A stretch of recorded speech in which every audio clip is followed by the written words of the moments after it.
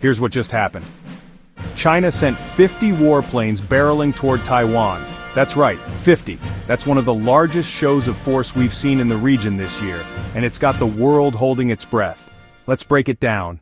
Early this morning, Taiwan's Ministry of Defense reported a sudden surge of Chinese military aircraft crossing the median line of the Taiwan Strait, that unofficial but critical boundary that separates China and Taiwan.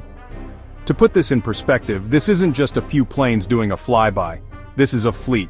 Fighter jets, bombers, surveillance planes, 50 in total, moving with purpose. So why now? Well, tensions between China and Taiwan have been simmering for decades, but lately things have gotten heated. China sees Taiwan as a breakaway province that must one day be reunited with the mainland, by force if necessary. Taiwan, for its part, is asserting its own identity and strengthening ties with countries like the US. And speaking of the US, Washington's response was immediate.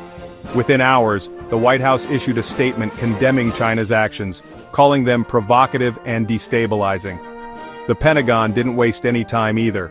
American naval vessels in the Western Pacific were put on high alert, and U.S. Air Force assets in nearby bases were scrambled for what officials called a readiness exercise.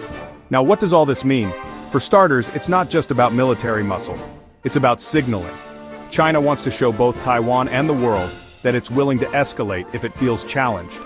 The US, meanwhile, wants to make it crystal clear that it won't sit on the sidelines if things spiral out of control. But here's the thing, this kind of standoff isn't new. What's changed is the scale and the speed. 50 warplanes coordinated, crossing a tense line, that's a message you can't ignore. And with Washington reacting almost instantly, we're seeing just how close the US and China are to a new level of confrontation.